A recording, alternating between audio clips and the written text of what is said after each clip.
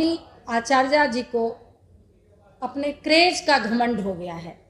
उस क्रेज का घमंड कि एक सजा याफ्ता की बेटी हैं जो चारा घोटाले में कितने वर्षों तक वो जेल में रहे हैं, और क्रेज ऐसा शो करती हैं जैसे कि किसी स्वतंत्रता सेनानी जो सीमा पर लड़कर और विजय प्राप्त करके आया हो।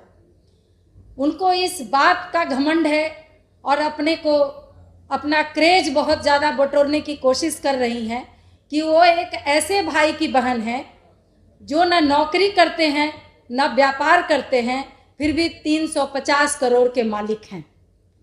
वो इस चीज़ का क्रेज बटोरने की कोशिश कर रही हैं कि जिस सारण क्षेत्र में वो प्रत्याशी बनकर गई हैं, उन्हीं के परिवार ने सारण की बेटी को ही बहू बनाकर और पूरे घर ने मिलकर, पूरे परिवार के सदस्यों ने मिलकर शारीरिक और मानसिक प्रताड़ना कर जिसे घर से बाहर निकाल दिया।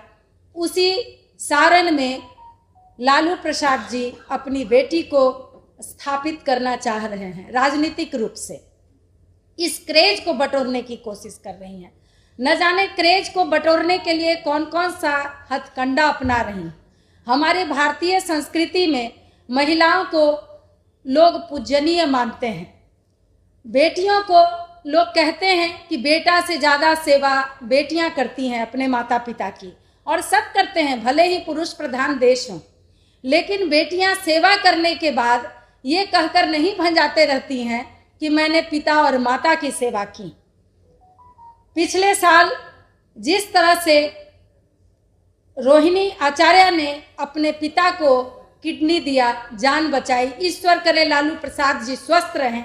लेकिन जिस तरह से आज ये चुनावी मुद्दा बनाकर घर घर जाकर रोहिणी आचार्य कह रही हैं कि मैंने पिता को किडनी दिया है, आप हमें वोट कीजिए, मेरे जैसी बेटी सभी को होनी चाहिए, तो ये राजनीतिक हथकंडा जिस तरह से अपनाई हुई हैं, ये तो शक है कि उन्होंने किडनी दिया भी है या नहीं दिया है, ये भी जांच का विषय है।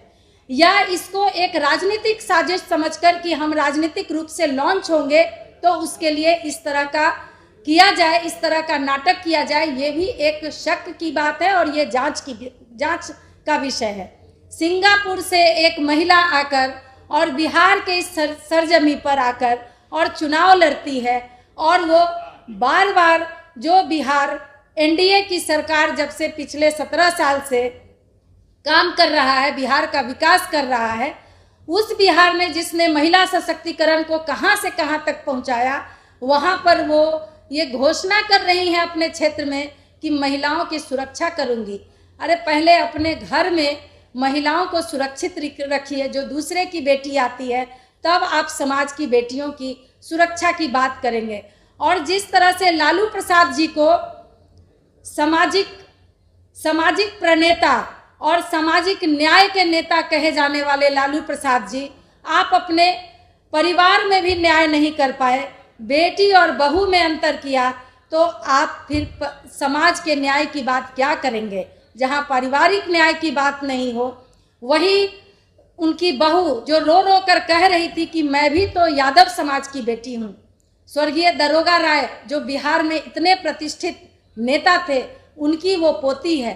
वैसी लड़की को भी इन लोगों ने घर से धक्के बाहर निकाल दिया, और इन जालसाजों ने अपनी बेटी को उसी क्षेत्र में जाकर राजनीतिक रूप से स्थापित करने की कोशिश कर रहे हैं।